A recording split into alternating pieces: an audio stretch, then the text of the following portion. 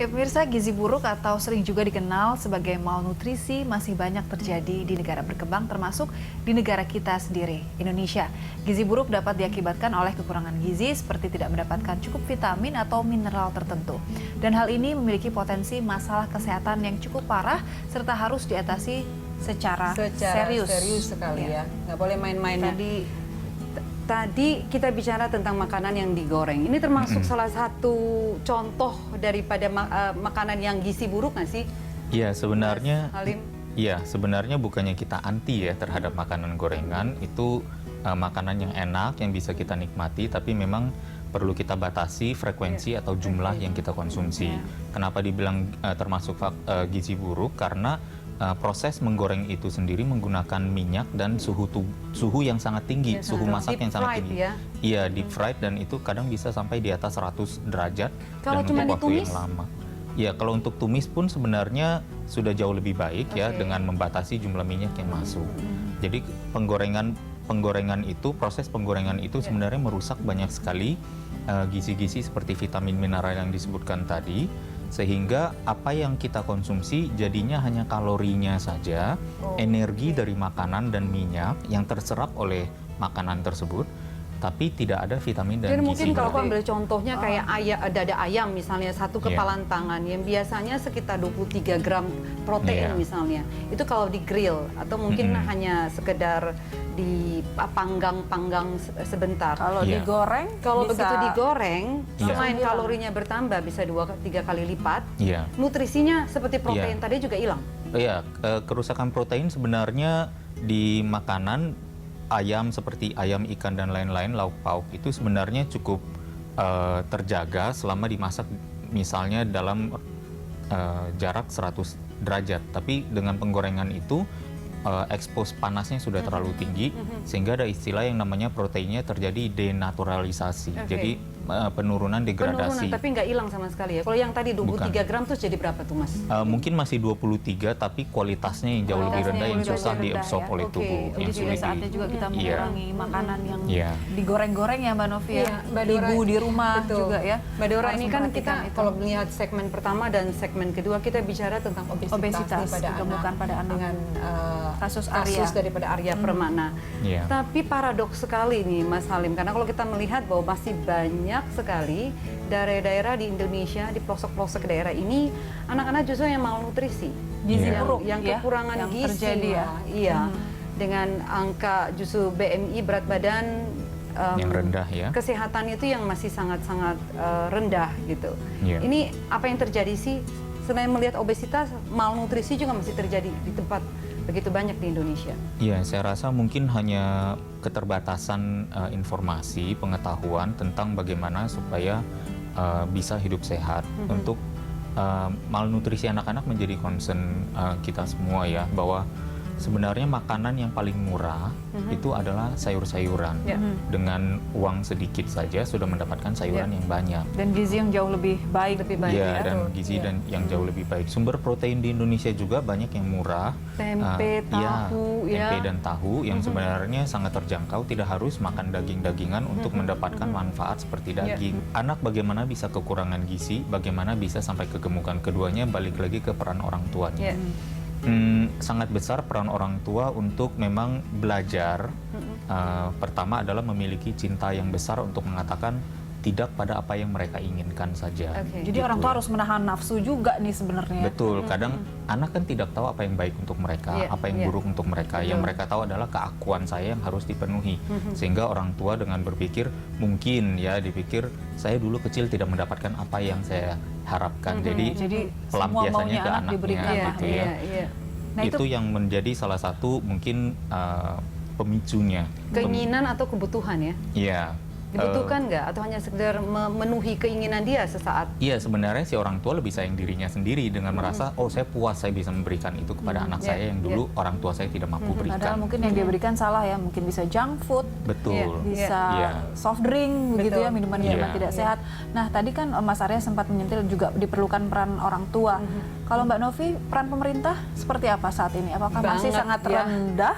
Harus ini mungkin saatnya juga ya kita mungkin memohon atau meminta peran pemerintah juga untuk bisa berbagi ya, mengedukasi lebih lagi mungkin bagaimana menyehatkan bangsa kita, khususnya mulai dari orang tua. Saya nggak akan mulai dari anak-anak, karena anak-anak tidak mungkin sehat kalau tidak punya orang tua yang sehat, yang punya edukasi untuk bisa menyehatkan keluarganya.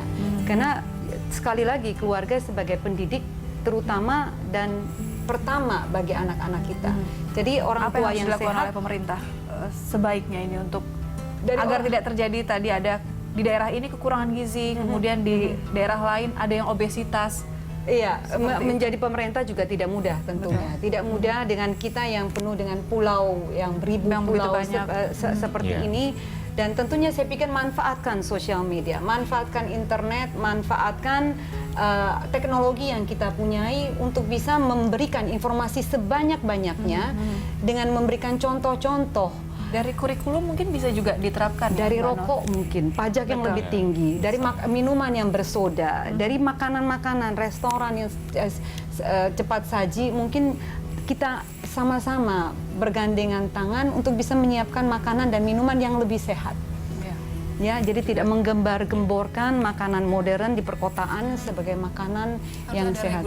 Harus ada regulasi yang ketat. Mungkin dari BPOM-nya sendiri, pemerintah juga harus Departemen Kesehatan. Betul. Saya rasa juga mungkin sebenarnya kan orang tua bisa juga sebenarnya untuk mengakses banyak ya. Kalau secara pemerintah sendiri saya rasa mungkin banyak dana desa yang mungkin sudah ada bisa didedikasikan kepada beberapa program penyuluhan kepada orang tua bagaimana memilih makanan yang undang Mas Halim Syang untuk menjalankan penyuluhan ya. Semoga ya. Digandeng bersama-sama untuk kita bergandengan tangan karena kita butuh orang-orang yang expert seperti Mas Halim untuk bisa bersama-sama memberikan edukasi yang lebih kepada baik keluarga, kepada orang tua. Betul. Ya, dan bahkan sebenarnya kita sudah perlu meninggalkan yang konsep kalau sehat itu cuci tangan sebelum makan saja atau mandi sehari 2 kali, sikat gigi dan lain sebagainya, menjaga hygiene. Ya itu salah satu faktor. Faktor lain yang lebih besar adalah justru di pola makan, di mana Indonesia dengan tanah yang subur, sayur-sayuran tumbuh dengan begitu kaya dan banyak. Kenapa kok tidak terjangkau sampai ke masyarakat-masyarakat di pelosok, anak-anak kita semua? Kita mau bilang negara kita kuat, kita mau negara yang sehat. Justru dari bagaimana pemerintah menyadari bahwa kuncinya ada di orang tua yang menjadi trigger juga. Seorang ayah juga misalnya terutama ya, atau ibu saya juga melihat jumlah perokok wanita di Indonesia juga semakin tinggi, meningkat. Betul. Sebenarnya bahkan kalau misalnya sehari ayahnya merokok dengan jatah Rp5.000 saja, dalam sebulan sudah ada uang Rp150.000 yang terbakar dibakar itu yang dibakar untuk aktivitas ini, kebiasaan ini yang sebenarnya kebayang Rp150.000 ini untuk dialihkan ke beli sayur yang lebih Bayangkan, banyak. berapa banyak sayur yang bisa dibeli 150 satu karung kali ya 150. Satu balok tempe yang mungkin cuma 5.000 aja sudah kebeli 10 balok, jadi dapat 50.000, masih ada 100.000 untuk Mas Halim, sayur-sayur. kalau boleh kita lagi kembali ke soal kurikulum dan ini peran pemerintah, harus ada yang diperbaiki kah dalam kurikulum pelajaran di Indonesia ini, khususnya untuk olahraga ya?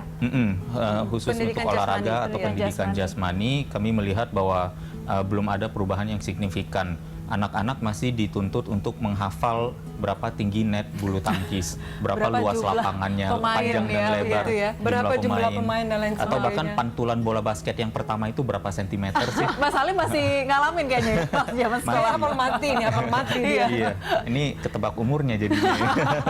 Ini produk tahun berapa ya seperti ini? Makanya, dan ternyata sampai sekarang juga masih seperti itu. Anak-anak kita masih dinilai dari kemampuan menghafalnya saja. Padahal pendidikan jasmani kenapa tidak kita masukkan? Karena pendidikan jasmani dapat merah juga nggak apa-apa loh naik kelas. Nah, tapi itu coba dia. kalau matematikanya merah nggak bisa naik kelas. Sainsnya merah begitu Sains merah. Nah, bagaimana anak-anak mau serius? Betul. Dengan menjaga kesehatan sejak dini. Iya, apalagi ternyata ditanamkan juga bahwa pendidikan jasmani atau aktivitas olahraga ini adalah aktivitas rekreasi. yang dilakukan kalau ada waktu saja gitu. Padahal kita nggak pernah melihat ini sebagai satu kebutuhan. Kalau kita melihat sebagai kebutuhan seperti layaknya mandi, kita udah langsung sadar Belajar sehari. sikat gigi Iya, sehari maunya mandi, sikat gigi 2 kali, 3 kali.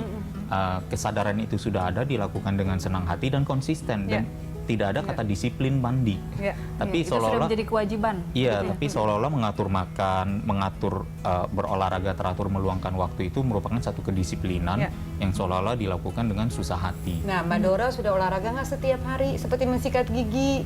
Masih olahraganya belum? sekali 3 hari. Sekali 3 hari ya. Ya, sikat gigi kan sehari 3 kali. Ini sekali 3 hari kalau aku olahraganya. Seminggu 3 kali aja. Seminggu Udah 3 cukup ya? Iya, Sudah seminggu cukup. 3 Asal kali. konsisten dan disiplin. Betul. Ya, yang penting kunci konsistensi itu adalah melakukannya dengan senang hati, Harus fun Dengan ya. happy. Iya. Happy, seperti Makanya kita happy di parenting. menyadari bahwa manfaat sehat itu luar biasa sekali dan konsekuensi kehilangan kesehatan itu juga besar sekali. Baik. Setuju. Kita akan lanjutkan nanti di segmen terakhir Segmen terakhir dengan mungkin tips-tips apa sih yang harus dilakukan orang tua agar sehingga keluarganya bisa menjadi sehat, anak-anaknya menjadi- sehat, begitu ya. Ya.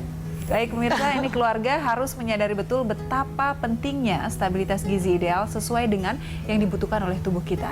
Happy Parenting akan segera kembali sesaat lagi.